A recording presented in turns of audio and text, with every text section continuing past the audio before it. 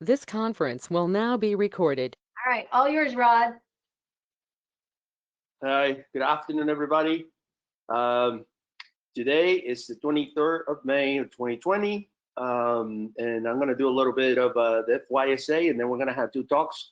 One is about the NIST privacy framework by Michael Brown, and the other one is Philip Berlow. Um, and we will get started in a little bit. Just wanted to let you guys know that the meetings will continue online. At this point, everybody knows. DEFCON has been canceled. It looks like there's going to be a bunch of virtual villages. There is one that recently had a summit, which is the Red Team Village. So if you go to redteamvillage.io or .com, you can volunteer or submit your talks. Obviously, they have to be related to Red Team. There's also some talk about a Blue Team Village. There will be some villages that will be very active, and there is chatter about an in-person con. It obviously won't be official, but I've been hearing about a group of people that they're gonna show up and they're gonna do it. Not sure the extent of that, but I seen chatter about it. As far as the pandemic goes, we don't really know. The CDC doesn't really seem to know either. We do have a channel where we discuss what's going on, which is the current disaster channel. We haven't been very off from what's going on and what has happened. There's a lot of uncertainty, but there's one thing for certain: that they decided to reopen. And we don't know what's going to happen. I think in the next 2 or 3 weeks we will know. Should things continue like this in Florida, we'll probably be looking at August for a comeback on in-person meetings.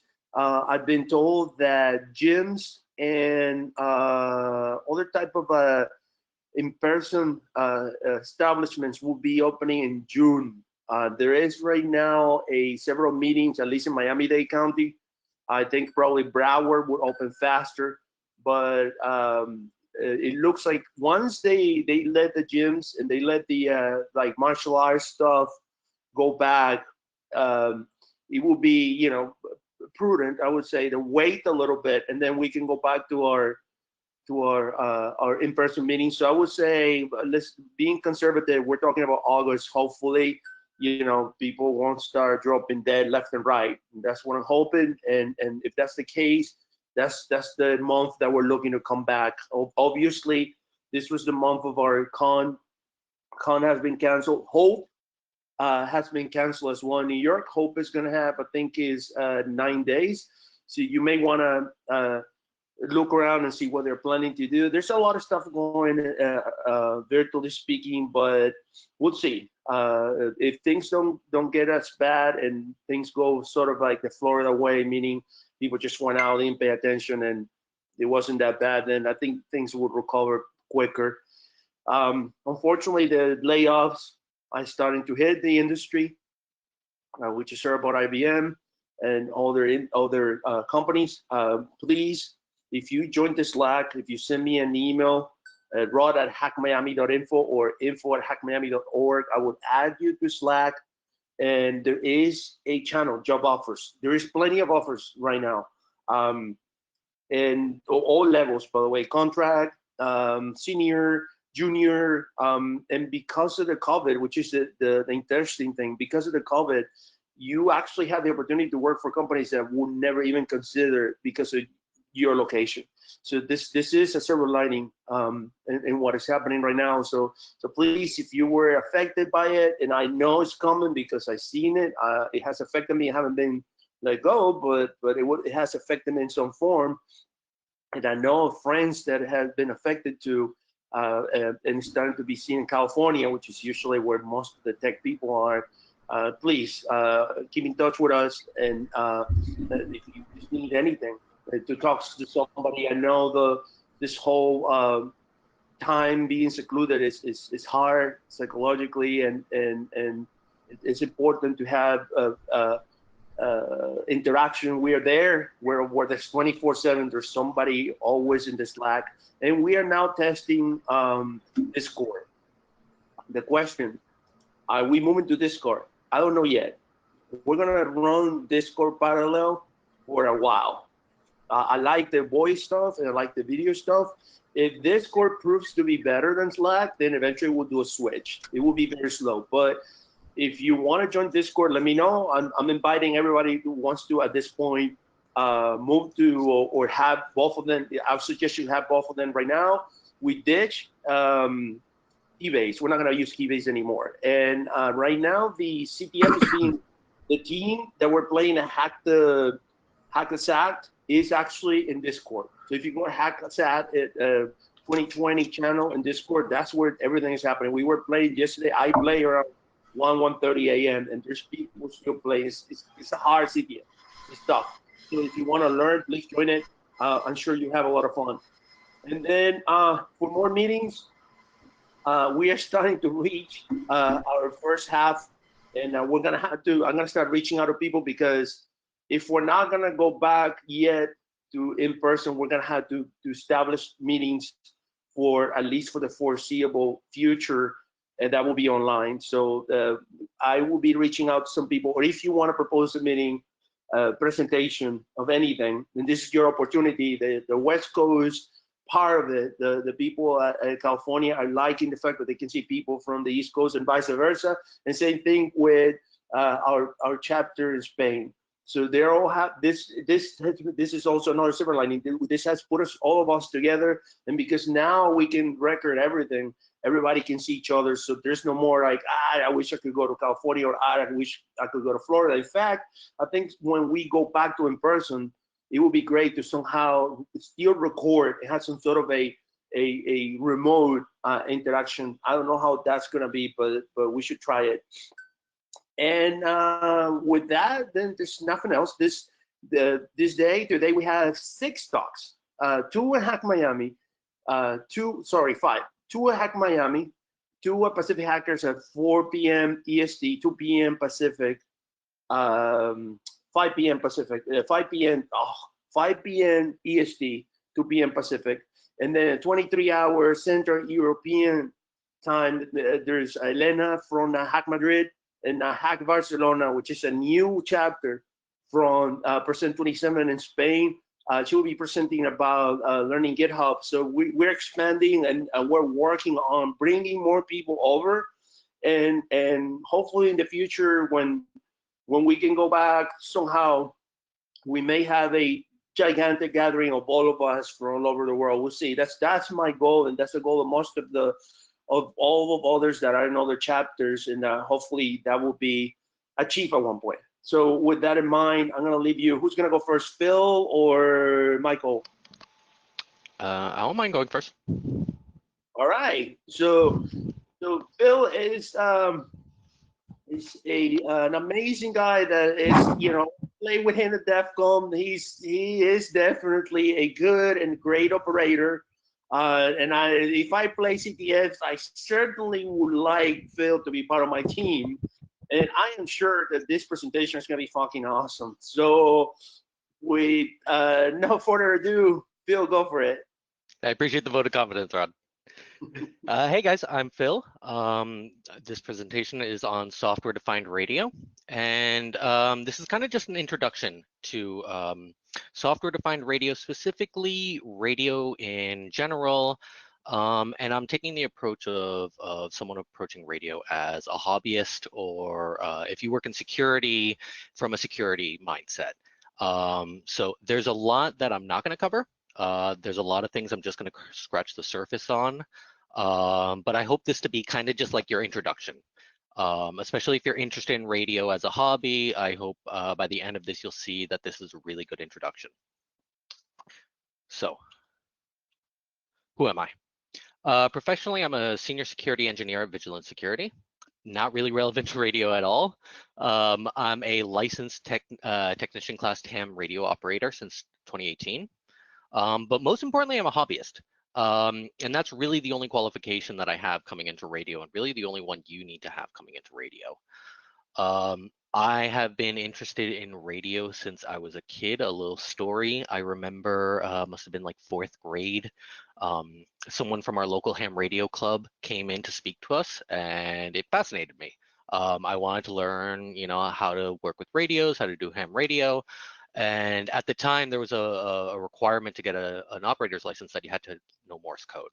So it always sat in the back of my mind, but I never really knew how to get involved. And it wasn't until years later that I learned about SDR, software-defined radio, and the fact that for as little as $20, you can buy a USB dongle off the internet and get access to a huge portion of the RF spectrum.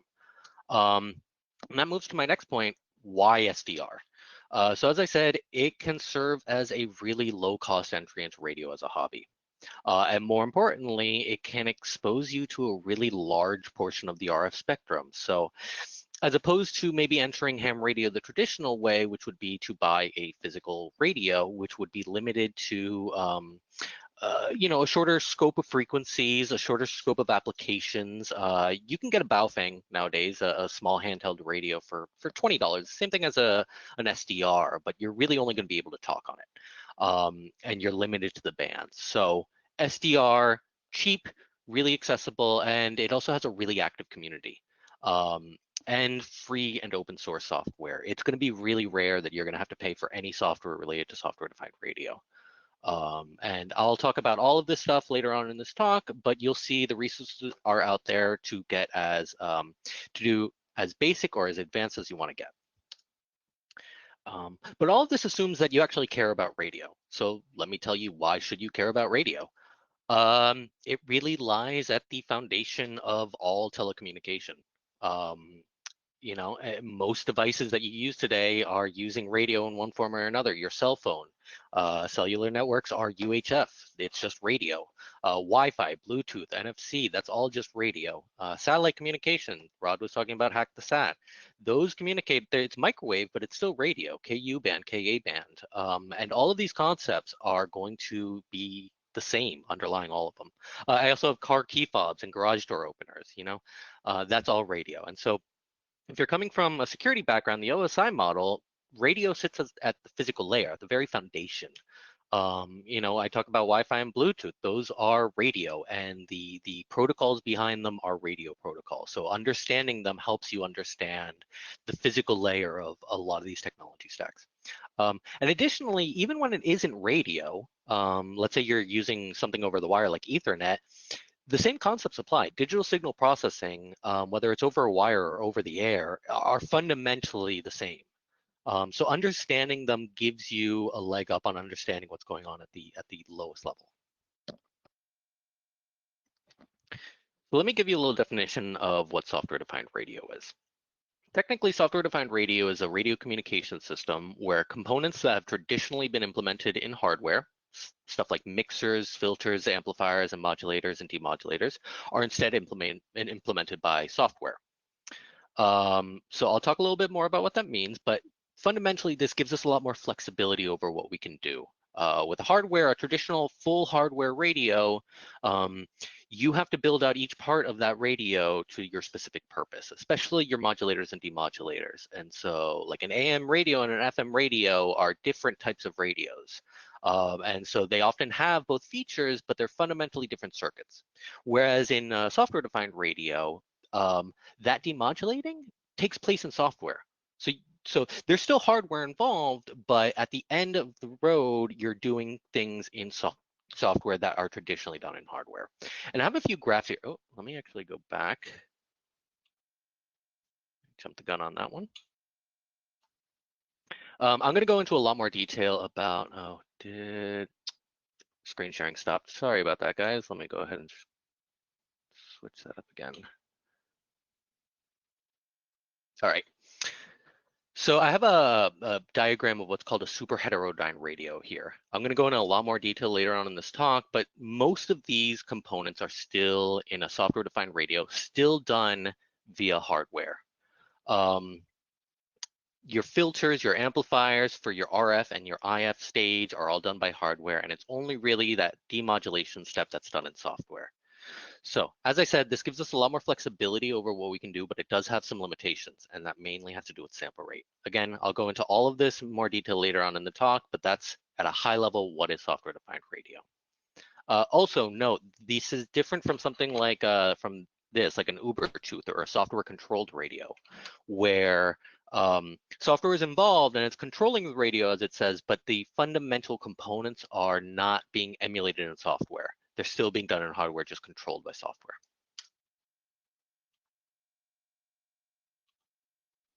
So let's talk about a few applications. So software-defined radio is a very broad topic. The applications are everything related to radio, but as a hobby, these are typically the things you're going to see. So if you buy a software-defined radio, one of the simplest things to do is just tune into the radio, AM and FM radio. Right out of the box, it's super simple to do, and it gives you a really quick and easy understanding of radio concepts to be able to do that. And one of the first things you do when getting involved in the details of radio is building your own AM radio. It's pretty simple. The other thing you could do, TV tuning. I'll talk later on, but that was the traditional, that's why these USB dongles exist in the first place. They're digital TV tuners that people just hacked open to do a lot more than they were originally supposed to do. And so that you can still use them today. Ham radio. Sam gave a great talk a few weeks ago on ham radio, and there are a lot of hobbies and different parts of ham radio that are kind of different from SDR. It's a subsection, but you can do all of that through through SDR.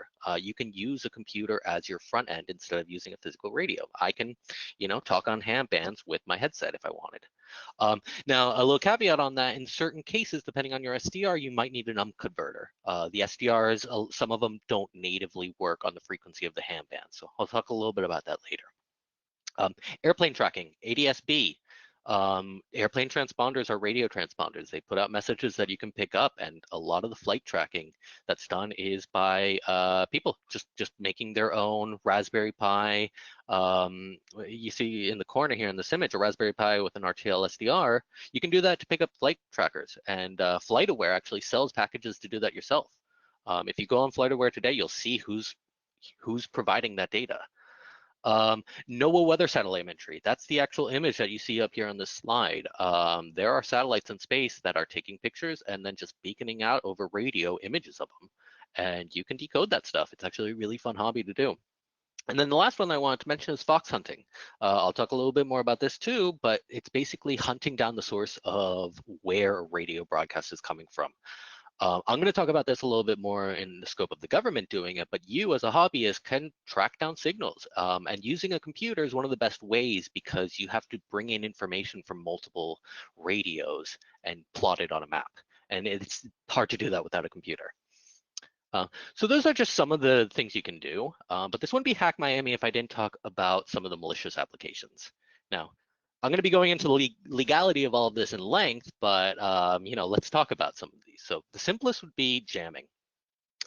Super illegal, but it's basically just shouting louder than everyone else. If you can put out noise on a frequency band, it can make it difficult for anyone trying to use that band to receive what they want to do. And it's a pretty easy thing to do. Also, as I said, I mentioned fox hunting. You will get caught if you do it. Static code replay attacks. Pretty simple in some very simple applications.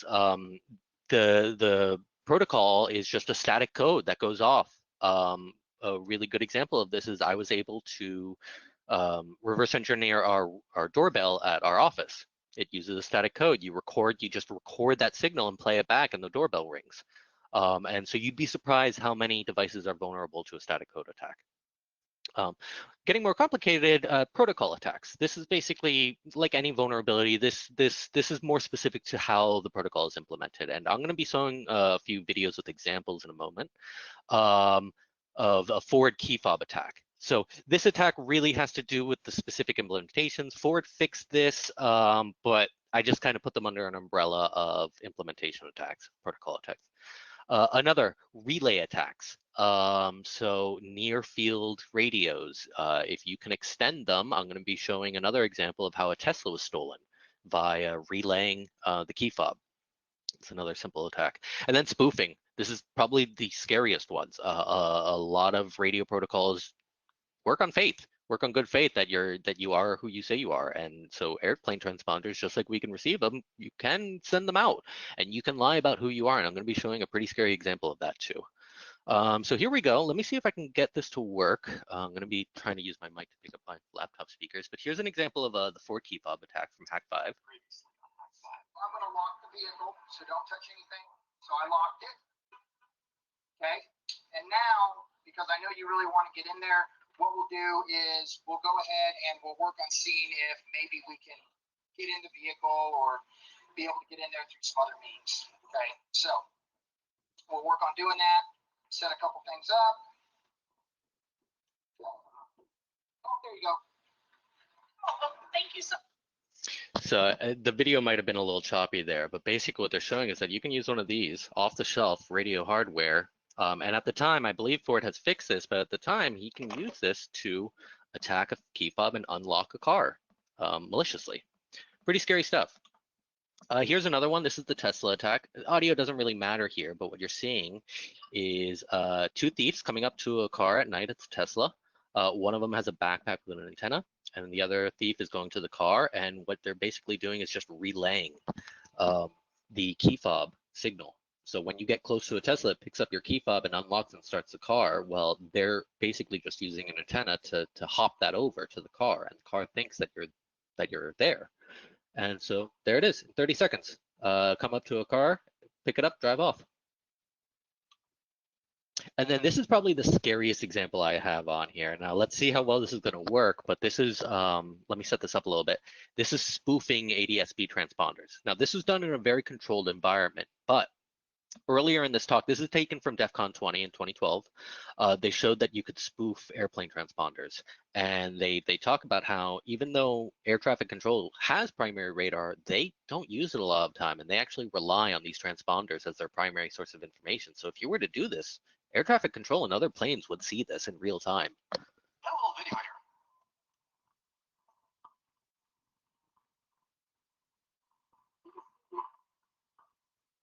On the my right, Google Earth display, that is the output from the real ADS-B receiver, the real world tracking.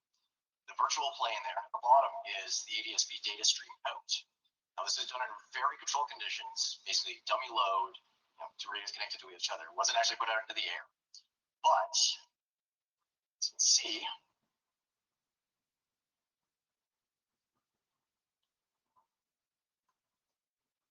so just to explain what's going on here, you see, okay, you've got real planes there, VDR, 211, everything.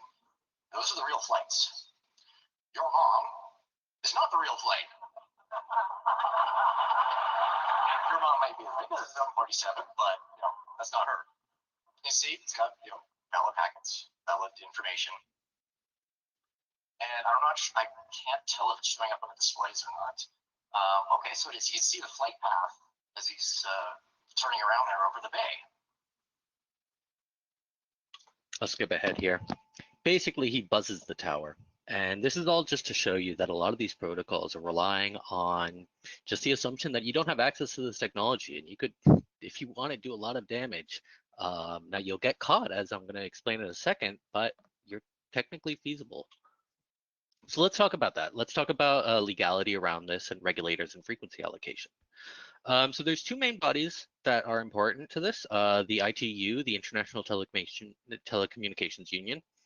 They're part of the UN. They're, like any UN organization, more about inter-country matters. What's more important to us is the FCC, the Federal Communication Commission, and they are the ones who regulate the frequency space. And so they control and allocate frequencies from 9 kilohertz to 275 gigahertz. And you can see the map on here. Obviously, you can't read anything, but look it up if you're interested in what they allocate each one of these frequency spaces for. And let's talk a little bit about how they allocate that. In some cases, each space is allocated by a use, but you also have users. So you have spectrum licenses. Cellular networks, you'll often hear about spectrum auctions that happen. One happened, I believe, happened in 2008, where they auction off a large part of spectrum to a specific provider who is going to be using that. So Verizon, AT&T, they auction for spectrum space. The other thing is another spectrum license called a broadcast license. This is probably what you're a lot more familiar with. AM, FM radio stations, TV radio stations, they have their call signs and stuff like that. They're allowed to broadcast in a certain frequency space, but only geographically, only in a certain place. And then you have something called the universal license system. People like ham radio operators who get call signs, they are a part of this. Airplanes, boats, and then general mobile radio service is another one. All of these you have to register with the FCC. You're not given exclusive use of the spectrum space, but you're allowed to be a user on there. You just have to register and identify yourself. And so as a ham radio operator, when I register, I have to give my address. And so it's why I don't give my call sign all the time, is because you could find out where I live just from my call sign.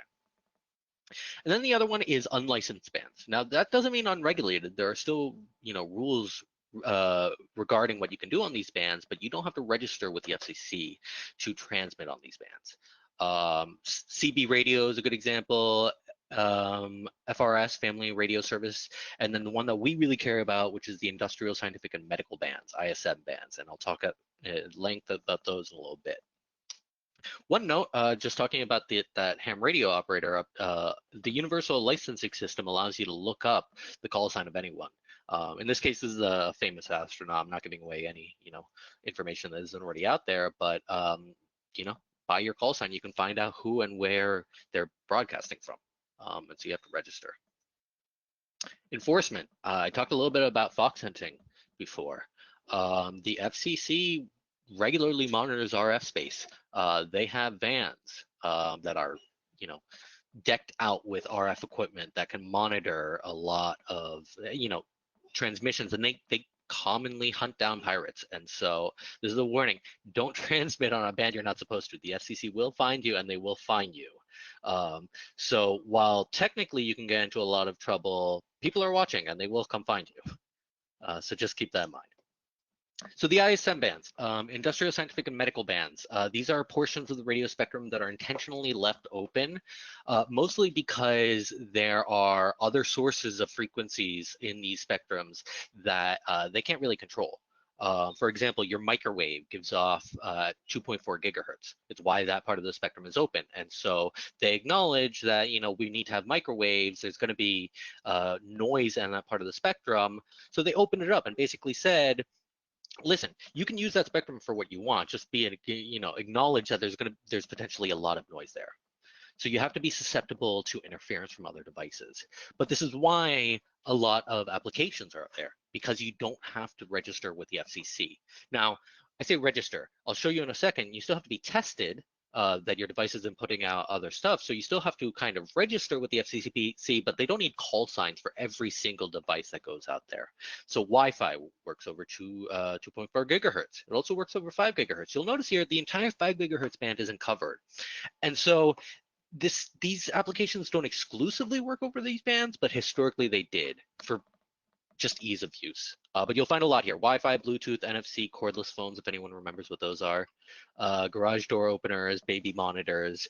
The nice thing, and why this is important to us, is we have a lot more freedom over these bands. Since they're unlicensed, you can transmit with some, there are some restrictions, but you can play around on these bands without having the FCC come knock down your door. I talked about a little bit about the ID lookup. So these devices do need to be registered with the FCC so that they can check that they're not putting out anything they're not supposed to. But that gives us a really useful resource, especially as hackers. If you want to see what frequency a device is giving off, let's say, find your key fob for your car or your garage door opener and turn it around, you will find one of these IDs. And you can go on the FCC's website and look up what frequency does it operate on. And they even have in this detailed exhibits page, a lot of the time they'll have the user's manual in there. That is really useful some of the times for finding useful information about a device just from the ID on the back. So most of what I've been saying about legality is about transmitting, and that's really where you have to be careful with radio, but that doesn't mean there are no regulations around receiving. Generally, you're okay about receiving stuff, but there are a few caveats. So there's something called the Interception and Divulgence of Radio Communications Act. basically says that you can't use radio to your own benefit. And they give a few examples. Taxi cab company intercepting radio communications from a rival dispatcher to get an advantage. Intercepting like unencrypted TV signals and reselling it. Recording people's, conversations over radio and trying to use that to your advantage. Stuff like that. Also, it's illegal to decrypt anything that's encrypted. If there is encrypted communication, don't try and decrypt it. That is illegal. Any communication that is encrypted, it is illegal to try and decrypt if you're not authorized to. A note about this, if you're a ham radio operator, you're not allowed to encrypt any of your communications. That's part of being a ham radio operator. So you likely won't see a lot of encryption, but if you do, don't try and crack it because you can get in trouble for it. I'm going to go over a few basics of radio concepts that are important. So a lot of you might already know a lot of this stuff, basic trigonometry stuff, sine waves. There are three main aspects to a sine wave. You have its amplitude, right? In this case, it's how much power measured in dB. You have its frequency, the period at which it goes over, and you have its phase. Phase is a little bit more complicated, but it's basically just where it is relative the shift of the wave. These are the three aspects of a sine wave that are important. And when we get to modulations, these are basically the three places that you can encode data with, but they are all important concepts. Another one in SDR is called the Fourier transform. This is a mathematical concept that you can take any complex waveform and decompose it into its simple waveforms. And so waves will interfere constructively and destructively. And you'll see this wave up here at the top. It's kind of messy, but any messy waveform like that can be decomposed into a series of simple waveforms. This is a really, really powerful concept in radio. You'll see it a lot here. I have two images up here of an FFT plot of where you can see kind of, instead of the waveform itself, you can see what are the frequencies that make it up. And another picture here at the top left, which is a waterfall plot. And those are those frequencies over time. So this is one of the big powerful uses of software-defined radio, is of giving you this kind of broad view of the radio spectrum over time and over frequencies. Let's talk about a few radio components. We talked about amplitude. An amplifier is something that just increases the amplitude. In a lot of cases, it's all frequencies, but if you pass it through a filter, it's some frequencies. And it's just a simple idea. You should be, we all know what an amplifier is. It increases, sound on a radio or on your speakers. You're just turning up the volume. Filters. We talked about it, Fourier transform, about how you can spread out your frequencies. Filters just block out some of those frequencies. So you have a low pass filter, which lets all of the frequencies below a certain threshold. High pass filter lets all the frequencies above a certain threshold.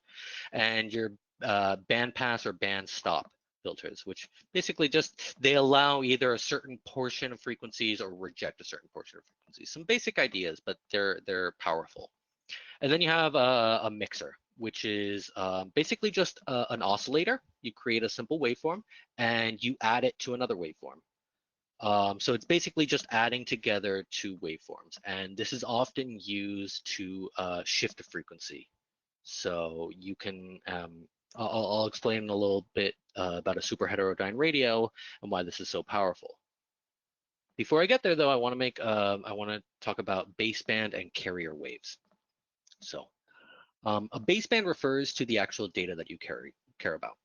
In terms of audio, that would be the speech, the actual audio that I'm making. And for human voice example, for human hearing, that's around 20 hertz to 20 kilohertz. But there's a problem. Radio waves at that low of a frequencies are really difficult to deal with. Your antennas are going to be huge. It's very cumbersome.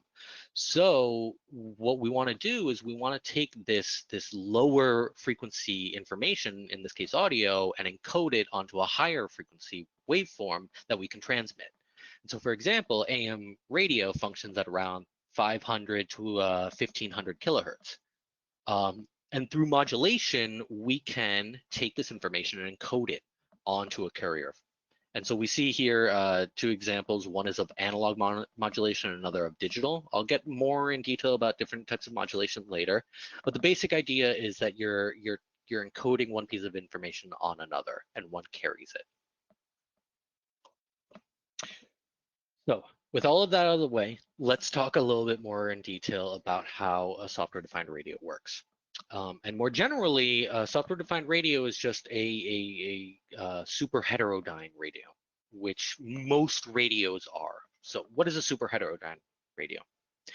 The basic idea behind it is that you want to be able to tune and isolate a single frequency or range of frequencies, a band of frequencies. And this makes sense. Think about an FM radio. You have a dial and you can turn it to the station you want.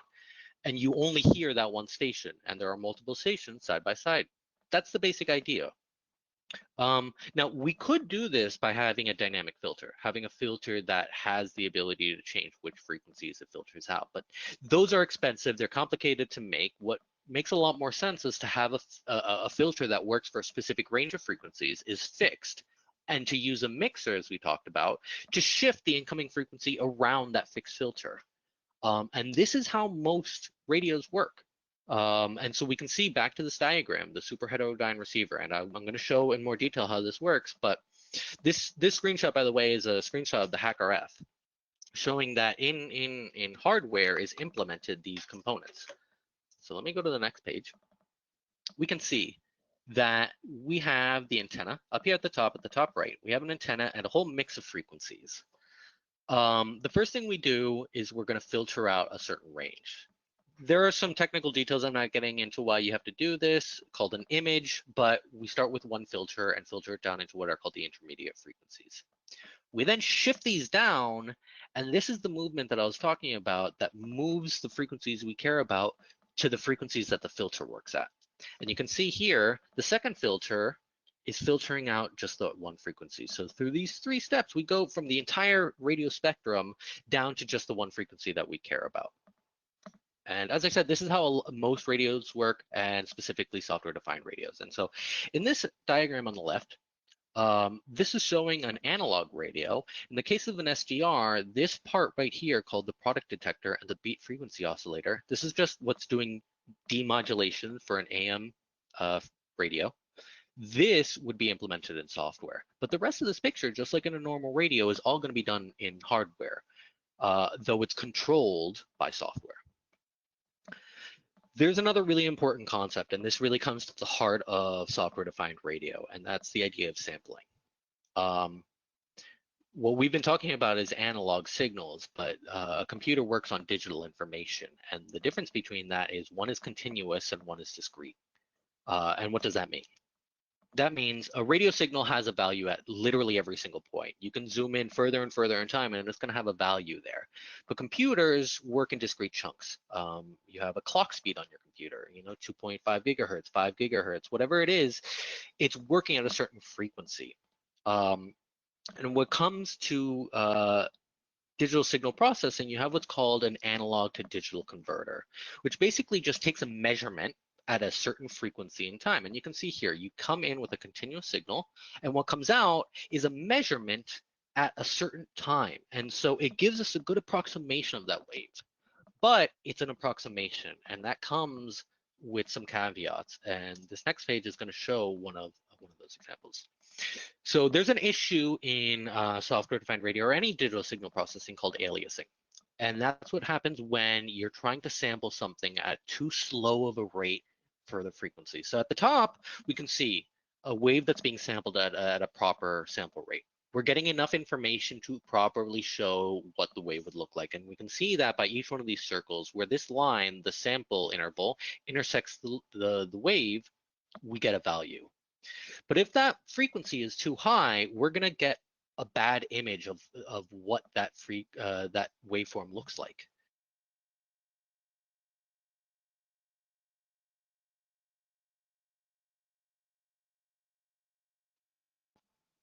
All right. Hopefully you guys can still hear me. I think my headset just turned off. So the point about this is that you have to have your sample rate match your frequency. Otherwise, you're going to get some artifacts, and it is going to confuse your whole system by making it think that a different waveform is coming in that's actually coming in. Another important concept in software-defined radio is called in-phase and quadrature, also called IQ. This is a pretty complex idea, but simply the idea is that you take a single waveform and you turn it into two. You duplicate it and shift 190 degrees out of phase. The reason this is done is twofold. One, phase of a wave, or at least when doing phase modulation, it's incredibly difficult to tell what the phase of a wave is. And two, doing this makes modulating signals a lot easier. So it's a complex idea. I'm not going to get too into it, but just keep in mind that signals come in software-defined radio come in as two values, an I and a Q. And it's mainly just done for convenience sake. And then we get to a really important concept, modulation. So I spoke before about the different aspects of a sine wave, amplitude, frequency, and phase. These are the three attributes you have to work with when you want to encode information in radio signals.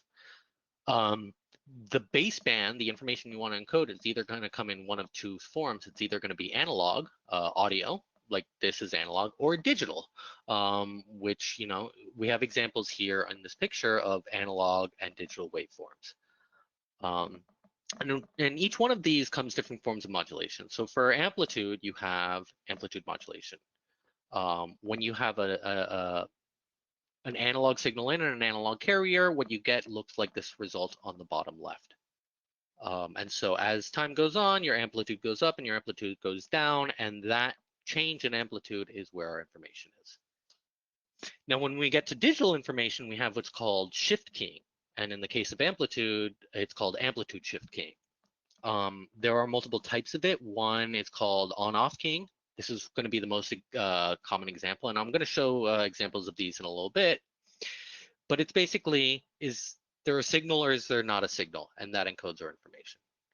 We can do the same with frequency. We can do frequency modulation either with an analog signal or frequency shift keying. And we can do the same thing with phase. Now, that's not as easy to show here, but the point stands. We can encode information by varying any of these attributes. And we can do it either with analog information or digital information. And then something that I'm not going to get too much into, but it's important, talking about IQ, there's something called quadrature modulation. Now, you're still working with these three basic parameters, amplitude, frequency, and phase, but you're doing it through your IQ samples. This is important because stuff like Wi-Fi works over quadrature amplitude modulation. I might get into that more in a future talk, but just keep in the back of your mind that for advanced technologies like Wi-Fi, that is the modulation type that's used. And then there's an important concept here, which is the idea of bit rate and error rate. So going on to the next page, I have an example here at the bottom that when doing shift keying, you can have it be binary, either a 0 or a 1, or you can encode more information by choosing different steps. So we can here in these bottom two examples, you can either have a signal on or off, or you could have a signal at 1, 0.5, or 0. And so how many intervals of frequency of amplitudes you use will give you how many bits you can fit in there. But the trade-off for that is that there's a possibility of error rate. So it's a lot easier to tell if your radio is on or off versus is it at 100% power, 50% power, or 0% power. So there's a trade-off between your bit rate and your error rate. Just keep that in mind. And so here on the screen, I have a little bit of an example between amplitude shift keying and frequency shift keying. Actually, this is not frequency shift keying. I'm sorry, this is frequency modulation. But these are examples of different modulation schemes and how they appear in the waveform. So with all of that, let's talk a little bit about hardware and the kinds of hardware that's out there for consumers. There's a few things that you need to be mindful of when picking a software-defined radio. Chipset is important. There are multiple DSPs and ADACs, analog to digital converter chipsets out there. I'll talk about a few of them, but the most important reason it's important is the drivers related to them is going to dictate what the kind of software you can use. So just keep that in mind. In some cases, the chipset for the analog to digital converter is separate from the tuner. I'll show that with the RTL SDR, but just keep in mind the tuner, at least the hardware components, as we talked with the super heterodyne receiver, those front parts, the RF and the IF stage, could be separate from the software-defined radio chipset.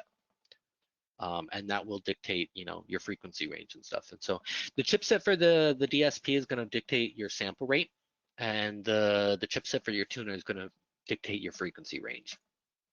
Also keep in mind the difference between receiving and transmitting. The RTL SDR right here only does receiving. It's $20, but you can only receive. You're going to need something more expensive like a Hack RF or a Blade RF if you want to do transmission. And when it does come to transmitting, there's a difference between half duplex and full duplex. And basically what that means is whether you can transmit and receive at the same time or not. And then here's the two big ones that are really going to dictate the price between SDRs is the noise and the clock. Noise, how susceptible it is to noise, how well it's built, how well every part is built to be susceptible to noise is going to dictate how weak of a signal you can receive. For a lot of applications to get into it, it's not going to matter too much. Digital protocols can kind of deal with noise, but as you get higher into the hobby, that's getting your noise down is where it gets expensive. And then the other one is your clock. Having a consistent clock, especially at very high frequencies, having a oscillator that shifts and isn't perfect is going to have an effect. And so as you get up there in price, you're going to have better tempered oscillating crystals that just keep the time better. And then a really important thing, this isn't really about the hardware of the SDR, but of the entire setup that you have. Be mindful that your USB interface matters a lot. And this really comes into play when you're dealing with VMs. Trying to do software-defined radio through a VM is asking for trouble. You're just adding extra, links in the chain, and I, just from experience, have had trouble with it. So try and do it on bare hardware, and be mindful that the difference between USB 2 and USB 3 in certain applications will matter. So with that, let's get a little bit into the history of it. So this really started with the RTL SDR. The RTL 2832 chipset made by Realtek was built to demodulate TV signals. They originally just built it as a TV tuner, but they also added a mode to be able to do FM radio, and they did it through IQ samples. And while one of the Linux developers was developing drivers for this device, he discovered that this device was capable of a lot more than what they marketed it for. So it could do more than just TV and FM radio. It could do a huge range of frequencies, and they unlocked it. This is really what sparked the consumer SDR craze, is the RTL SDR and unlocking this chip. Now, since then, a lot of chips have come out, but this is really the granddaddy of them. And especially when you talk about compatibility, a lot of software supports specifically this chipset and the drivers around it. So a little bit about it. Sample rates are capable of up to about 3.2 million samples per second. You'll see sample rates sometimes in samples per second, sometimes in hertz. They're basically interchangeable. Realistically, you're talking about 2.8 million samples per second, or about 2.8 megahertz of a sample rate. Frequency, again, this is just the chipset, and so you'll see a lot of the time the actual tuner that goes along with this will change depending on who's producing these devices. And I've listed a few of the most common ones, but you'll see the frequency ranges change. In some point, as much as double. The high-end frequency that you can reach in some cases is double. So be mindful of that when you go out and buy SDRs. You might see these two chipset numbers, RTL 2832 dash, E4000. That's what that's referring to. So this is a really common implementation. RTLSDR.com is a really great resource, but they also make their own implementation of this device. And I've highlighted a few SDRs here, just to give you an example of what they're capable of. This one, very interesting. I didn't actually know this until I did research for this presentation. They're capable of going down to HT bands, or sorry, HF bands, meaning you could do ham radio with this out of the box. Really nice. That didn't used to be the case, and I don't think that's a standard feature of these, but very nice. It is receive only. A few other things, 8-bit IQ samples. USB 2, and it has an SMA adapter. That RTL SDR is very similar to this. This is my first SDR that I bought years ago, and it has a different connector on it, but a lot of these are capable of very similar things. But the point is, this is probably where you want to start. They're $20 to $25 for really great entry into SDR. Going up a little bit more, you have the HackRF1. This is made by Great Scott Gadgets. This is a really great device too. What's really nice about this is it allows for transmission as well. It is half duplex, but it does allow for transmission. The range on these is about 30 megahertz to 6 gigahertz, so higher in the high end, allowing for Wi-Fi frequencies, but you can't go down to the ham frequencies, at least not with an up converter. USB 2, SMA connector. Also, this one's about $300. Another common SDR is called the Blade RF. Has probably the best range of them all, but it's also the most expensive. This allows for full duplex. It has a higher sample rate, uses USB 3. The cool thing about this, it has 4 antennas. So there's a lot you can do with these devices. Now, I'm just scratching the surface here. I'm going to throw out a bunch of other SDRs here that run the gamut. You can see at the top the Flex 6600. That's like a serious ham radio SDR. Those things start at $5,000. So you can really go up in range. But those things are well built, low noise floor, really capable. You'll see FlightAware sells their own device that is specifically targeted to ADS-B. New Electric, I have one of those right here. Great device, but also has different drivers, so your compatibility. So there's a lot of options out there. Just be mindful that they all have their caveats. Let's talk a little bit about software. How am I doing on time? Ugh, let me speed it up a little bit. Software. So there's a lot of options. One of the basic ones is GNU Radio.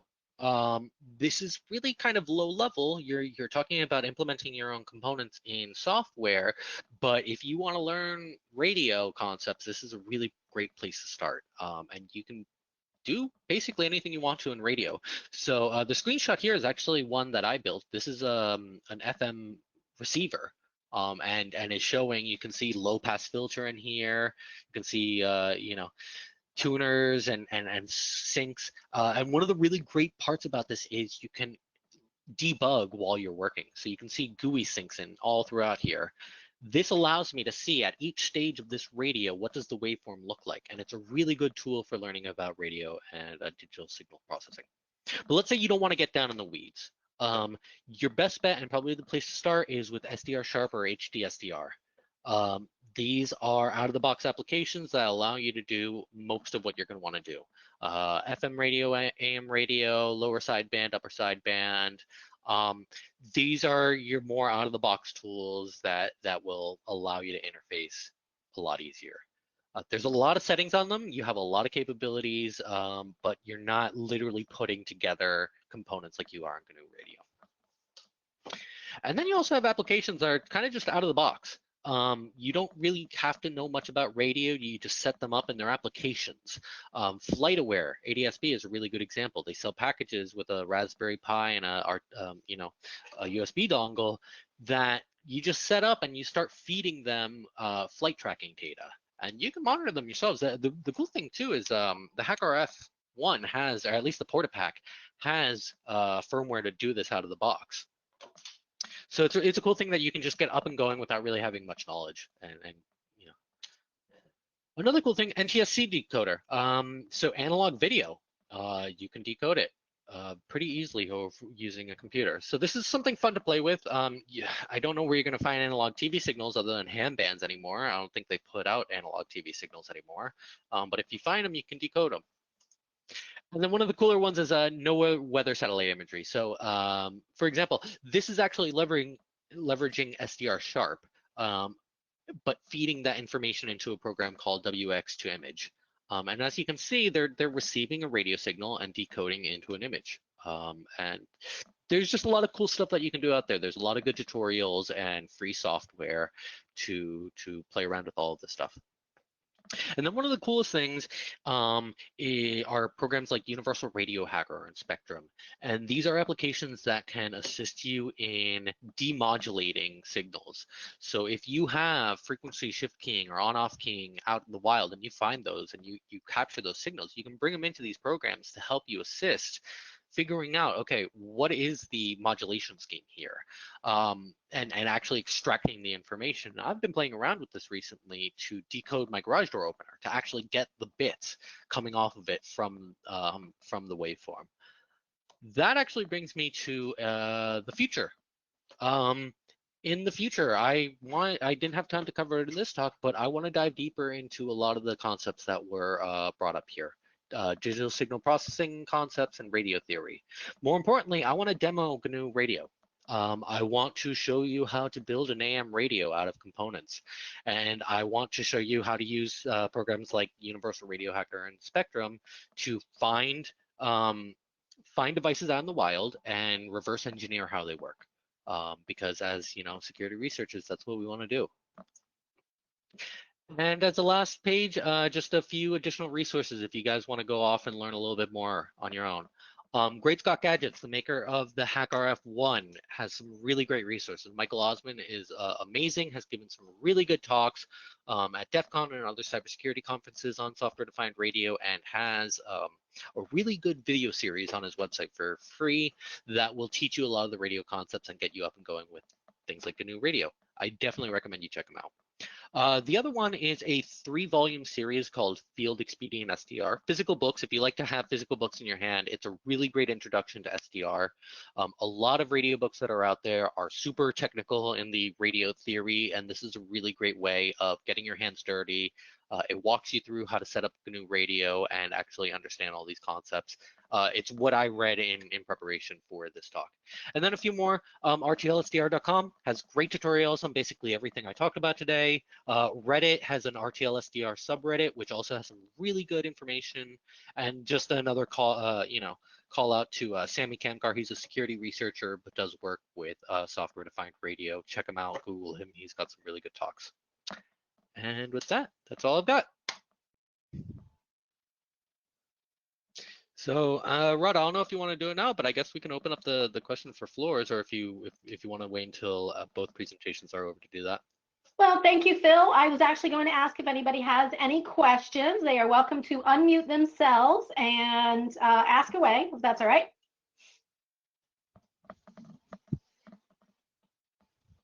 It was a very thorough presentation, and I had to be out for a little bit of it, but I will be listening to the rest of it. That was excellent. Yeah, thank I know you. you get a little into the weeds. That's very good. Thank you. Yeah. All right, Hi, thanks, guys. Rod.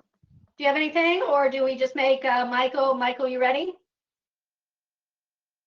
Let's go for it. All right, 2 secs, please. And poof, you are the presenter. Okay. All right. Make sure you share which screen you want. Yep. We can see the PowerPoint.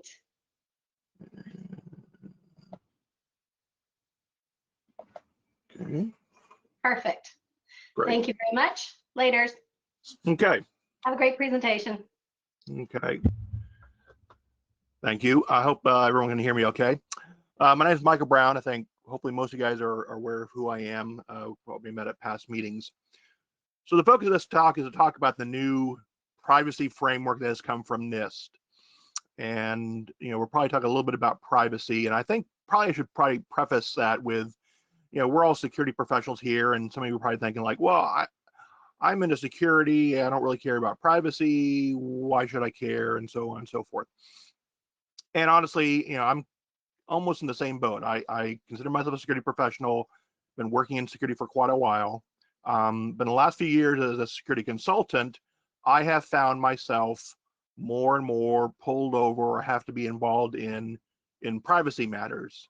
And honestly, for myself, I'm getting to the point where, I know I need to get more knowledgeable about privacy.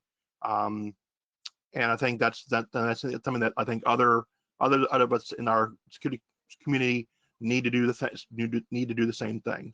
We need to be more mindful of the related field of privacy. Some of the stuff that we are doing will probably pull us into privacy.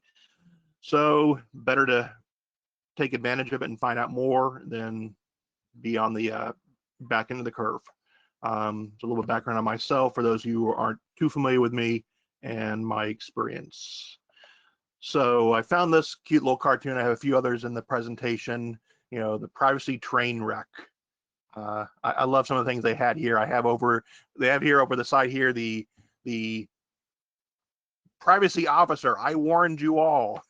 That seems to be the bane of people, privacy officer, security officer, trying to get the company to go in the right direction. And down at the bottom here, we got the consultant going, oh, I'll clean up the mess. And that's someone that's me trying to kind of help out our clients and help them the right way. But this is the thing. I also was trying to look for some kind of a presentation, kind of a slide on stats for privacy breaches, and wasn't really able to find a really good one. But the thing to keep in mind is that we've had a lot of these really big data breaches in the last few years, and in many cases, a lot of them are breaches of privacy. It's breaches of privacy data, and that's something that we need to be mindful of. So what we're going to do, like I said, we're going to do some, look into some of the definitions, talk a little bit about privacy regulations. You can spend whole hours talking about them. Touch on this. I think I should talk a little bit about what the cybersecurity framework is, and then go into the privacy framework itself. And then I always like to wrap things up, again, similar to Philip's presentation of resources, give you some pointers and directions for where you want to go next in learning more about this subject. So I think first off, again, it's in helping you guys understand is like, what we talk about when we talk about personal data information.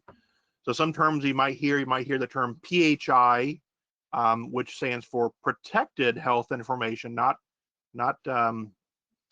personal health information. That's the term for basically medical records. You go to your doctor, you go to a hospital, and all that medical information they create for you is called PHI. All has to be protected. If you get into kind of the legalese, there's like 18 identifiers that some combination constitutes PHI.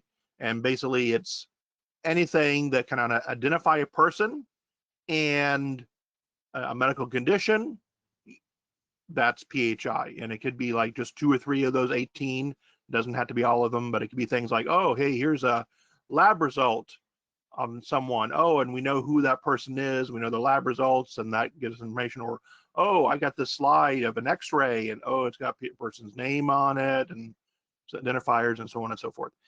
PII is more broadly as personally identifiable information. That's basically, again, the same thing. Information that can identify an individual. Some combination of social security number, phone number, address, and so forth.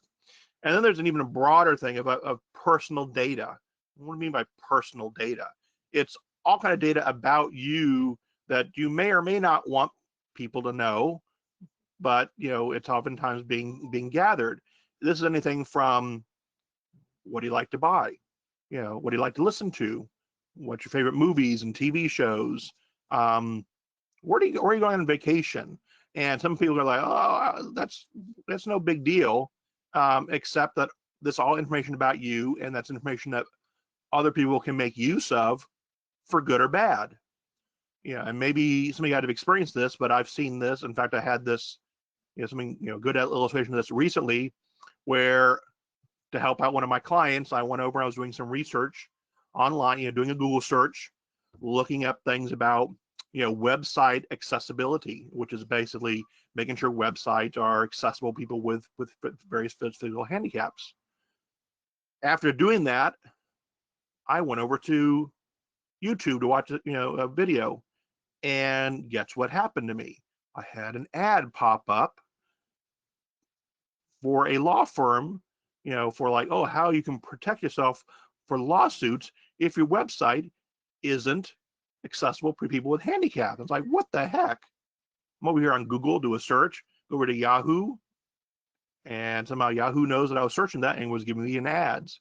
And I'm sure some of us have seen this where we could do a search on some item or what have you, and then we go over to maybe our email client or Facebook or whatever, and we get pop-up ads related to the same thing. So that's the use of personal data. Sadly, as I said, we live in a generation that overly shares stuff. You get people that go to a restaurant, they feel they got to take pictures of their meal and post it, and stuff like that. They got to overly share on, how they're doing, how they're feeling, where they're going, what they watch, what they read, and yada yada yada. And some of that stuff's okay, but sometimes it gets overboard, and it can be dangerous. If you're on a vacation and you're telling everyone on social media that you're on vacation, that just opens you up for, oh, hey, this person isn't home. We can go and steal some from his house. But that's the thing we're dealing with. So, I try to make this a little bit more fun. So I try to add a few cartoons and a little whatnot. So these are some definitions. This comes from a website, basically a blog by the name of Fraud on Fraud. It's run by a guy named David Fraud. He's a security consultant out of the UK, I believe. I really liked his really liked his blog. So these are some definitions, and I think they're useful. So security, again, this is where we are from. So obviously this is kind of like getting from very broad to getting more specific. So security is all aspects of security, from physical to logical. So physical is hey, physical security of the building, you got cameras, you got guards, fences and whatnot. Logical, that's all the computer stuff we do. More more specific, we have data security or information security, where we're protecting data or information in whatever form it's in, whether it's in paper, like you go to a company and they've got masses of paper records, hopefully in a secure room, in electronic form, i.e. on people's laptops, in a server room, hopefully in the cloud, and so forth. And then of course cybersecurity, which is more most of us are focused on, which is more protecting that electronic data, whether it's on tapes, whether it's on a floppy drive or USB or in the cloud or what have you.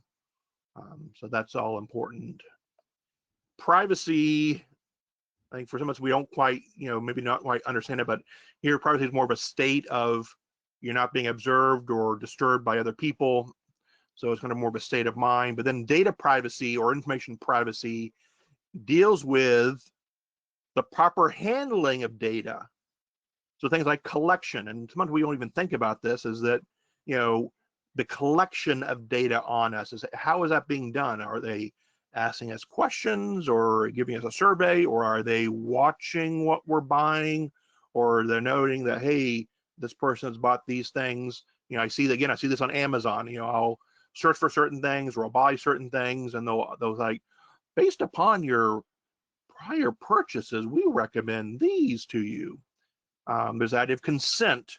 Did they ask us if they can collect our information? Sometimes there's an explicit, ask for consent. Sometimes there's almost an implied idea. And then of course that use of that data. How are they using that data? Are they using it so they can sell us something, or are they using it to sell that data to someone else, which is the transfer to third parties, and so forth. And we're seeing more and more regulations now that are looking at the sort of thing like, how are you collecting this data? How are you using that data? And are you selling that to someone else? And are these people aware of this? And then we get into data protection, which is, of course, is dealing with, the unauthorized use, i.e. using that data about me with my authorization. Have you done that? The corruption of that data, its loss, someone has stolen it or what have you, and that availability. You're collecting data on me. Can I see that data? Maybe that data is incorrect. Maybe maybe I was doing a search, but I don't really interested in that. I was just doing it for something else. So these are all important things to consider. And then he did this nice little Venn diagram, which shows that, hey, security and privacy, there is an overlap. And I'm seeing more and more of an overlap there. So where I'm more in the security side, I'm being, as I said, dealing with more of that privacy side that kind of overlaps with security. And then, because he was more talking about GDPR, he has this little area where like GDPR falls in. And then I found this other diagram, which I thought was interesting too, which is, again, shows the, the overlap of privacy and security. Security here, they're using the CIA triad: confidentiality, integrity, availability. Hopefully everyone's familiar with that. Then over in privacy, again, some of the things I talk about: the collection of that personal information, using it and disclosing it, the quality of that data, and then of course the access. And then of course there's that overlap, the protection of that information that needs to be done. As I said, we're seeing now more and more privacy regulations. Now, there are several, I think most states have some kind of a state regulation regarding it, and we have that in Florida. FIPA is the Florida Information Privacy Act, but most of these regulations were more around data breach reporting. A company had a breach of data, who they need to report to, how quickly, and so forth, but not much more than that. GDPR, which is the General Data Protection Regulation, is a EU, European Union regulation, and it, in my opinion, kind of really raised the bar in terms of these privacy regulations. It's all about giving people more control over their data.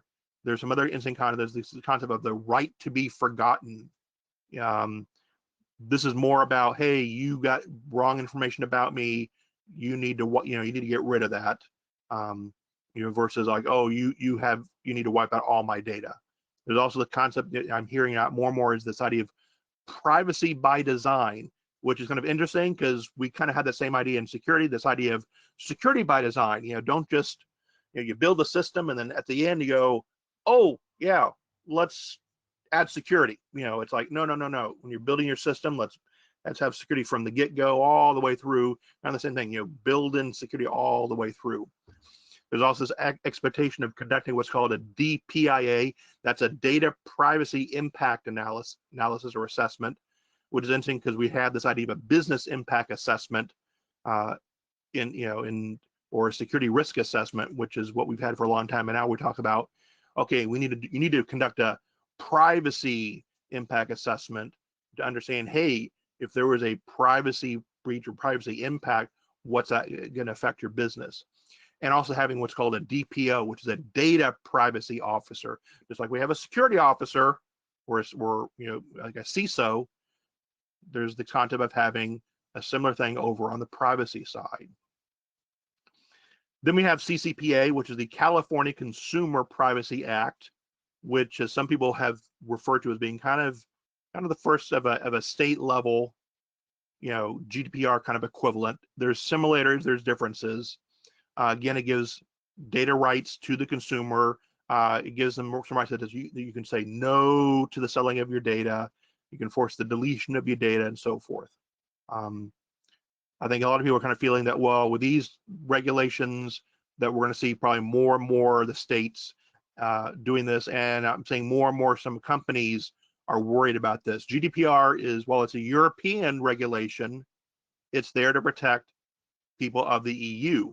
So even though here we are in the US, we can't say like, oh, we don't care about that. The thing is when you get companies, organizations that have data from EU citizens, they got to worry about that. Same thing with CCPA. It's about protecting people from California. So we may be here in Florida, you might say, oh, I don't care, we're not, California isn't here, yada, yada, yada. But if you got data from people from California and data from people from Europe, you got to worry about this sort of stuff. And I think as more and more states do this, I think more and more we're going to have to kind of worry about these things. Again, another little cartoon I threw in here. I don't always rely on consent to process personal data, but when I do, it's only because I don't meet any other lawful conditions. So, okay, and another thing I want to throw out is HIPAA, because I do a lot of stuff with HIPAA, and it's kind of had some interesting aspects when it comes to security and privacy. I kind of wanted to throw out, which I think is interesting. HIPAA, again, for those who may not be aware, it's the federal regulation dealing with how to protect that medical records collected by hospitals and doctors, as well as anyone that does work for them that uses that. So it's interesting they have both a security rule and a privacy rule aspect with the regulation. The security rule is dealing with the stuff more that we're worried about, i.e. IT security and so forth. But the privacy rule is there, and it's also about the sort of privacy, concepts of protecting, the use of that medical information and other aspects.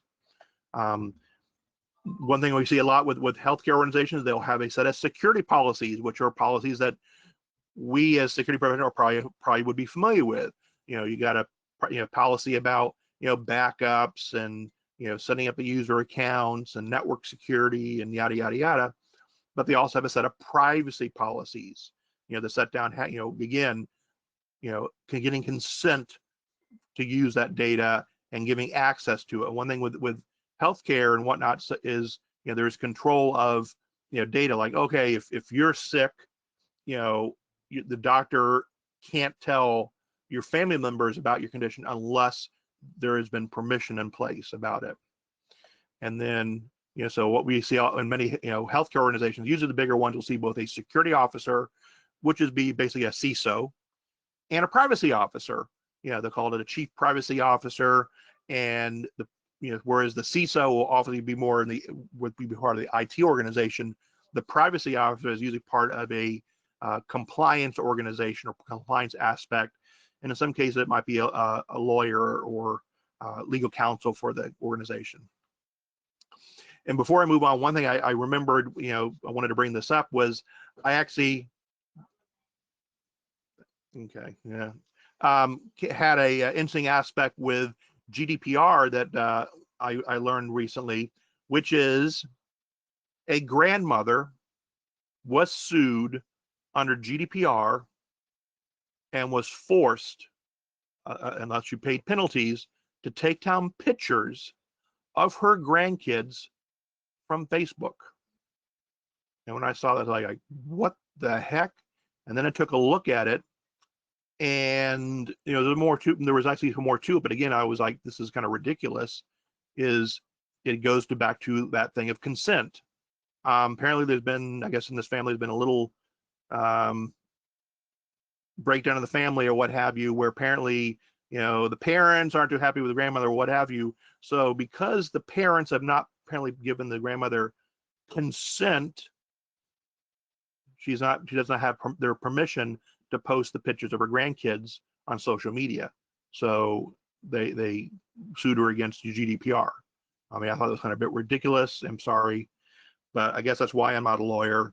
Because I mean, I'm sorry, if I was that judge, I'd say yes, okay, yeah, this meets the spirit of law, but the letter of law, but not the spirit. But just ridiculous. Okay.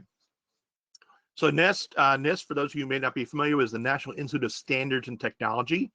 It is a part of the U.S. Department of Commerce. They like to say that they're a non-regulatory group. They basically do like standards and measurements, a lot of scientific research, standards and technology, mainly for the use of the government, but because we're paying for it as taxpayers, we have full access to all the stuff they do, which is really great. I think most of us are familiar with their great, their special publication 800 series of works, a lot of them which are intended for FISMA, but are still very, very useful for those of us in the InfoSec industry to make use of. Like say 853, which is their security and privacy control set, and I think it's 39, which is the risk management framework and things like that, as well as developing the NIST CSF. So briefly on the NIST CSF,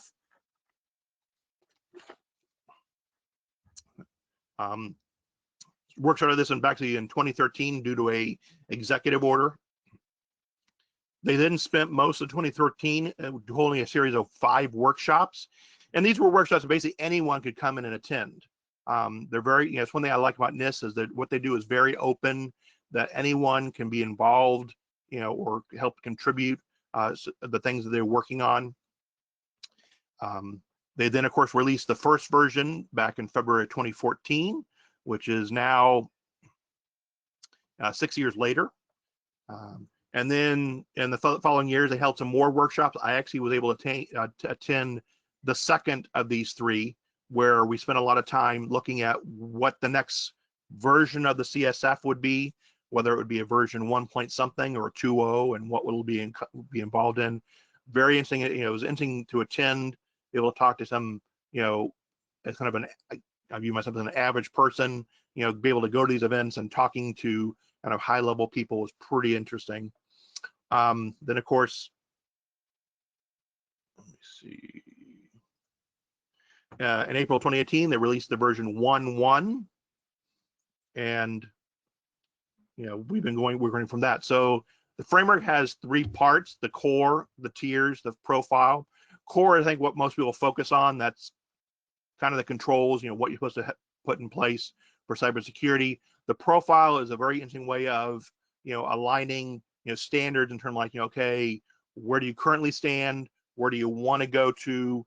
Kind of give you a kind of roadmap of where to build toward, and using some industrial standards in terms of building what you make use of. The implementation tiers, I have to be honest, that's one aspect of the framework that a lot of people just don't like. It's a kind of what we call a maturity model, that kind of looks at how an organization looks at their risks and how they kind of implement it and improve things. But I think a lot of people really like it. I know I don't. So here are some things, and I love this circle logo they developed, which has the 5 cores, and they do this color coding, which I like. So you have identify, protect, detect, respond, recover. Identify is basically understanding what is in your environment in terms of hardware, software, assets, what kind of organization you are, and so forth. Protect is to put the measurements in place to protect what you have.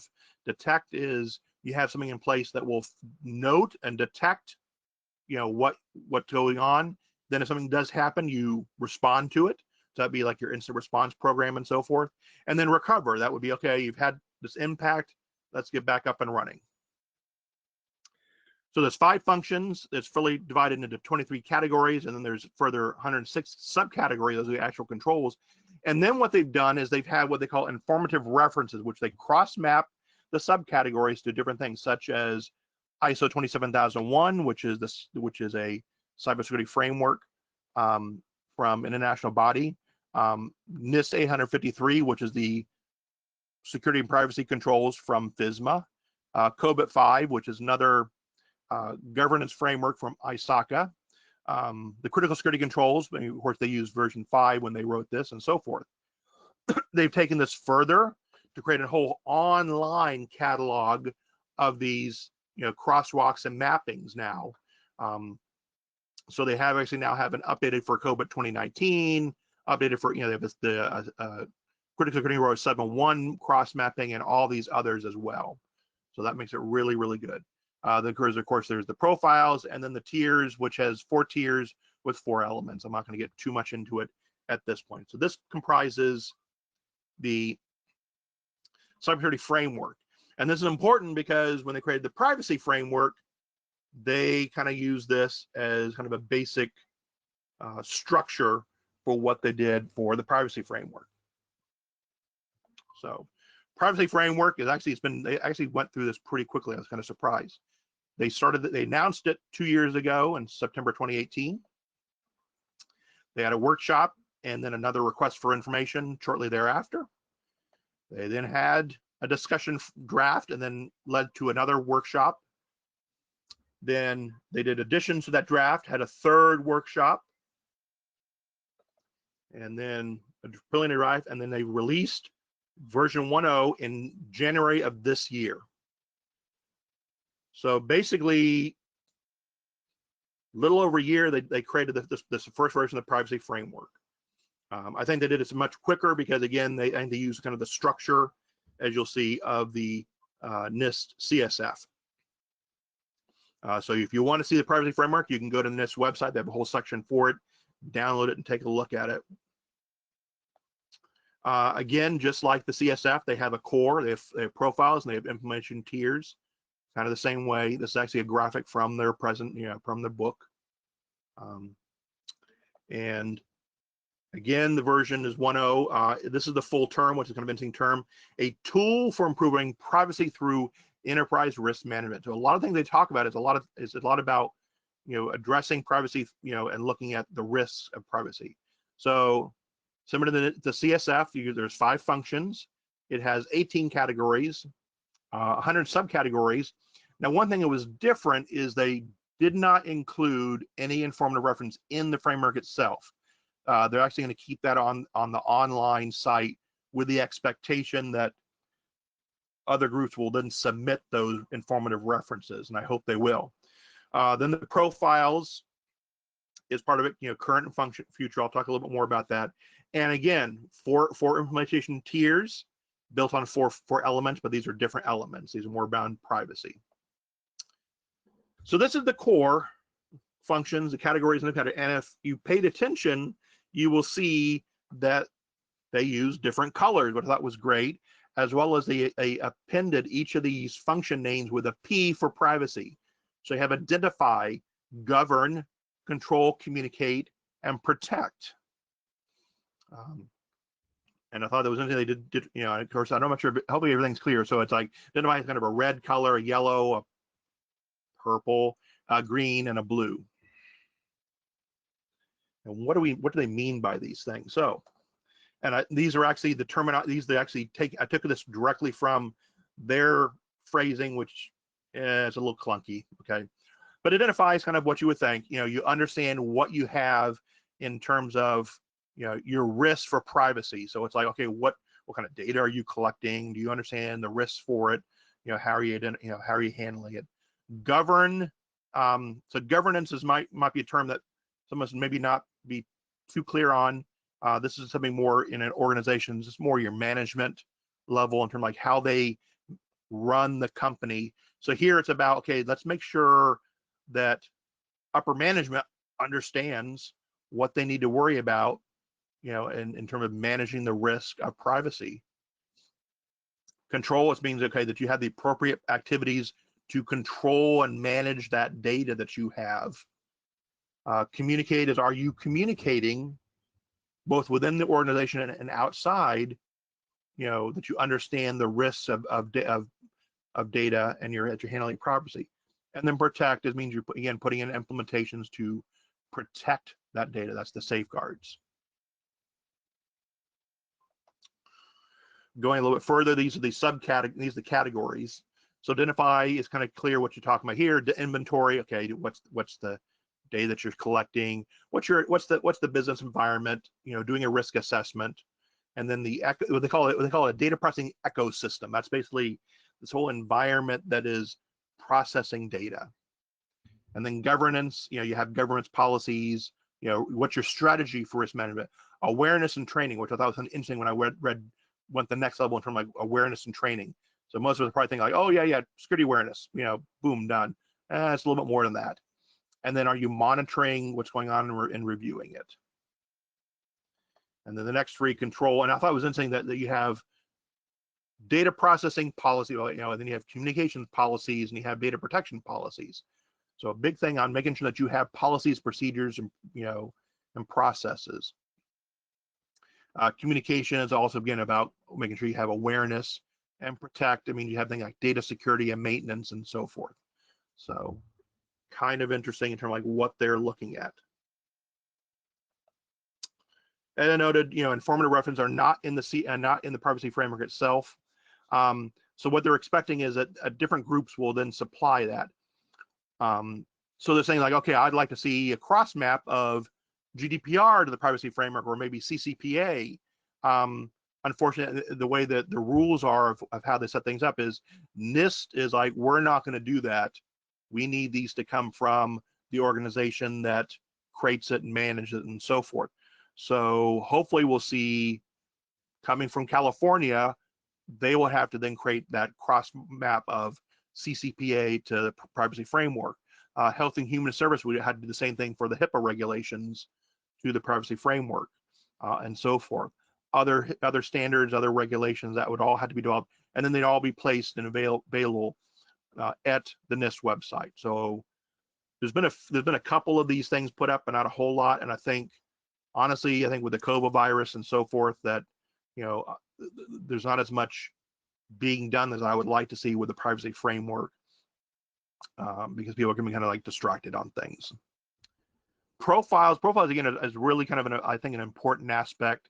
Is when people look at any of this sort of framework, they see all of these controls there's 100 or there's 200, depending on what it is. Like, oh, I had to implement all this in my company and so on and so forth.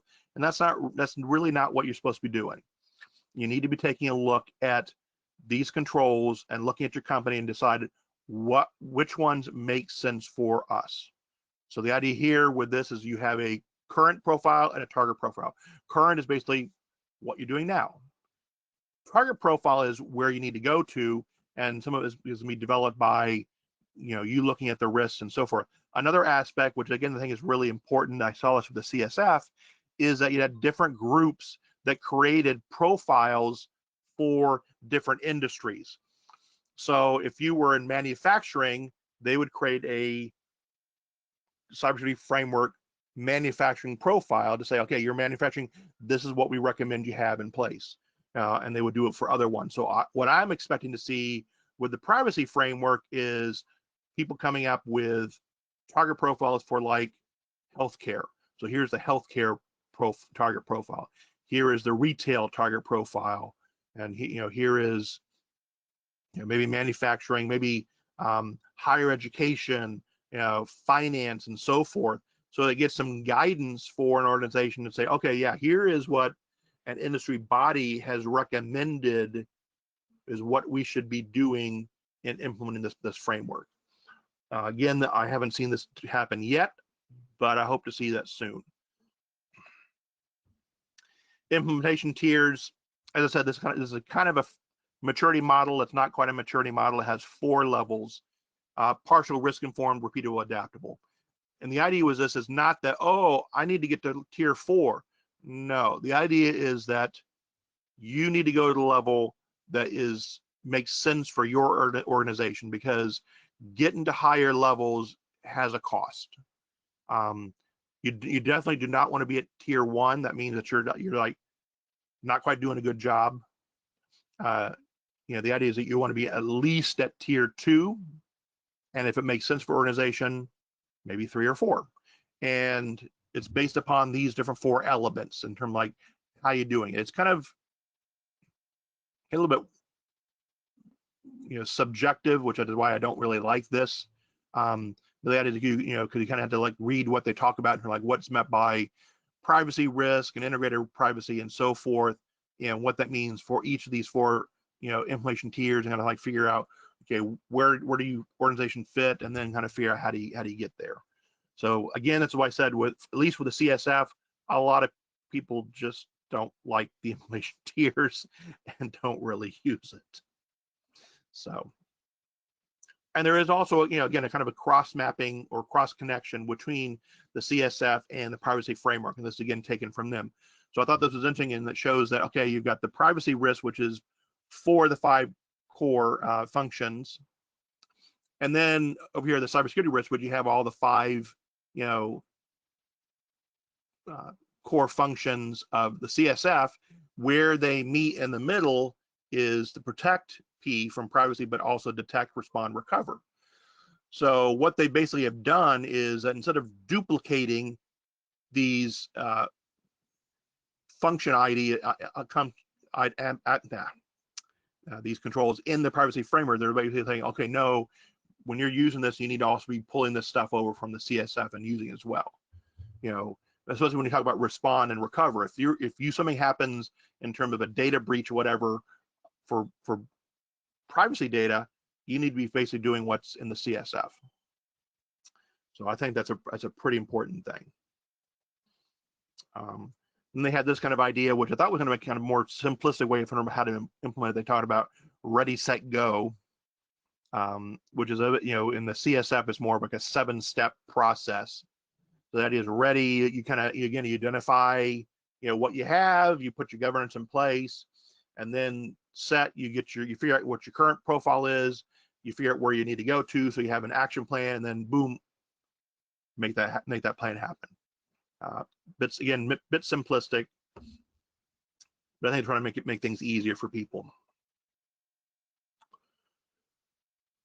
As I said, they just released version 1. And there's a lot of work. So what they've also done, and they did this with the CSF, is they have a roadmap document which has set out these 8 items of where they want to go next. So they're already kind of thinking forward in terms like, okay, we've done a lot of work. We got version 1. There's still a lot of work to be done. Things such as, inventorying and mapping, i.e. those cross maps that I talked about. There's worries about emerging technologies, IoT and bots and all this sort of stuff. Working in technical standards, international and regulatory aspects. I think that's a big thing. I thought it was very interesting that even when the NIST CSF came out, it's like, okay, yeah, we did the NIST CSF here for the US, but a lot of countries around the world were making use of it. In some cases, they just kind of like, yeah, we can use this and just use it as is. Other countries were like, okay, we can take this and we can kind of take some inspiration in how we develop our own. So I kind of expect to see the same thing again with this privacy framework, that other countries will like, take it, maybe, use it as inspiration for themselves and use it for other stuff. So I talked about resources, and I wanted to kind of give things, to give some ideas for you guys, again, kind of training, certification, organizations, and so forth. So some resources, again, I said, NIST has a whole part of their website is focused on the privacy framework. It's like it's a place to go to for the framework. As you can download it, download the roadmap, access to all kind of resources. It's just starting, so there's not a whole lot as compared with the cybersecurity framework, but I think it's going to get there. They also have another project they're working on, which is this whole privacy engineering program. I don't know a whole lot about it, but that's pretty interesting that they're doing this. Then they have, another set of documents they have, which is called the NIST IR. That's the NIST internal report. And so they actually created this introduction to privacy engineering and risk management in federal systems. Again, NIST does a lot of stuff, more to help the federal, government and what it does. But hey, we pay for it, so it's there for us to use as well in things we do. And there are other resources out there. So you see, let me see. So I picked this one up, which is basically a GDPR for Dummies book to help me better understand GDPR, and it's pretty freaking thick. I mean, this is about 400 pages long. So I've read bits and pieces of it. I dread having someone do the same thing for CCPA and so forth. If you want to really get into privacy, and I've been thinking about this, I haven't, pulled the trigger. There is actually a whole international association for privacy protection, the IAPP. They actually do have a Florida chapter. They offer several certification. They have training, research, and so forth. Over here is a picture of a book that I got from them. That's really, really useful. It's as you see in the cover, Privacy Law Fundamentals. They do this every 2 or 3 years. So I got that. I got some other resources from them. I've been kind of on the fence where like, okay, do I really want to maybe even join this group? Do I want to think about getting their certifications? I don't know. My main focus for my education has been more cloud, but privacy has become like number 2 after that. So I don't know. They have certifications. These are them, and you can see how complex this is. They have 3 certifications. The privacy professional, which is kind of like the person who would be a member of a compliance organization. And because of the different regulations, they actually had to create 4 different versions. They actually have a 5th, they have to use, which they've dropped.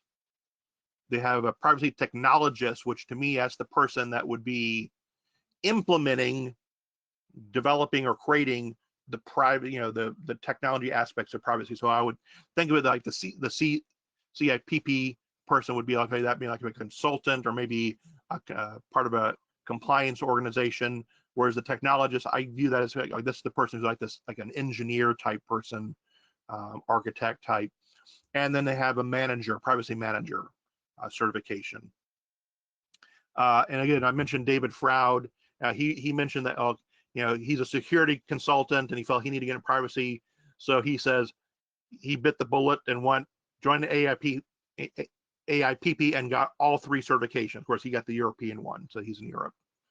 So, and then ISACA came out with this in the last couple of months. this is supposed to be pronounced CDPSI. I'm not making that up. Certified Data Privacy Solutions Engineer.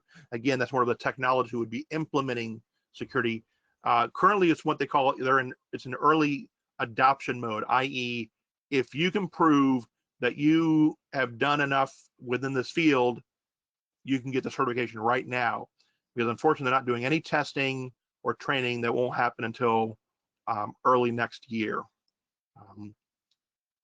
I'll be honest, I'm an ISACA member. I wasn't too keen when I did this certification. I'm still not sure how I feel about it. They actually did a survey of their members. They made a big deal like, oh, our members said they wanted this, blah, blah, blah, blah. I was like, okay, really? Because I filled out that survey myself, and I was like, why are you doing this? There's this other group called IAPP that's doing this. Stay out of this. Let them do it. That's, this is their focus. Why are you? So anyway, it is out there. I don't know if I'm kind of debating, should I pursue this or not? I don't know. So with that, are there any questions? I want to do this. I also had pulled up, this is actually the framework itself in an Excel spreadsheet. And what's kind of interesting is what they've done is they've actually done some color coding, so to speak, in the actual framework. They've done two shading. They have a dark shading and a kind of a dark gray, light gray. So the dark is actually a copy from the CSF, and the gray is kind of like, a light gray is kind of like, okay, it's a modification. But this goes through in more in depth into like what they're talking about in terms of different things. And I said, some of the things is kind of interesting when you read through it, how in depth they get into. Like here's what I talk about: security awareness and training. We think about, oh yeah, security awareness. Okay, but yeah, they talk about, okay, the workforce is trained, the senior executives are trained, your privacy personnel's, are trained, and and your third parties, i.e., your customers, your partners, your service providers, or at least they understand the roles and responsibilities. So it's a bit more to it than you would think in some cases, and they get pretty granular in terms of like what you need to do, as you can see here. Like here in looking at the data processing, are they reviewed? Are you looking at them for alteration and deletion and transmission? Are they being destroyed properly? And so it gets pretty in depth that what they put through in here. But it is kind of interesting, what they have in the framework. So at this point, are there any questions? This is kind of a first one of this presentation. I really love, feedback, especially in the early part, in terms of like how I kind of explain as best I can kind of what privacy is and what it's all about. Because I really love to see people say, yeah, that was really good, or like, I don't quite understand this, so I need to go back and rework it. Hi, Michael. This is Ray. I just wondered, have you seen any tools that help with this sort of thing when you're doing evaluations, or? Honestly, not. That's something that's actually that NIST is looking at is the creation of tools to help out with this. Honestly, I'd be honest, when I as a consultant, I mean, a lot of my tools are honestly like spreadsheets and asking questions and getting evidence and so forth. So, but I hope that there's other tools that are out there that are more, maybe, like there's like tools that will go out and scan and understand where the data is, especially when you get into like DLP, data loss prevention and so forth, where systems are out there going out there and scanning. So where is your data? Do you have PII or PHI in your environment, and getting a report and so forth like that. But again, because there's a lot of cost in getting these sort of tools. Some groups get them, some groups don't. So, and again, hopefully as this is becoming more mature, that there will be more of these sort of tools out there, is what I'm hoping. Okay, thank you. Yep. Any other questions?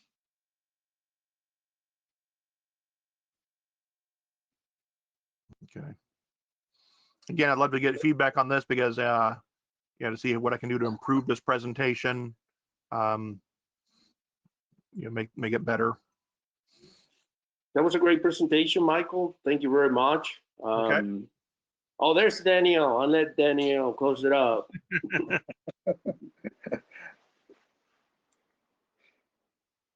You're muted. double muted. Thank you for joining us today. When I stop the recording here, it'll process in the background, and we'll get the link up in the events channel just as quickly as we can. Thank you very much. Okay, great. Thank you. Yeah, one more thing. In 1 hour, we're gonna have Pacific Hackers, container security, and then drone security. I have some cool demos for you today. You're probably gonna like it. So we'll see you guys soon. Yeah, Right. thanks. I signed up for that. This looks pretty interesting. Thank you. Bye-bye. Bye.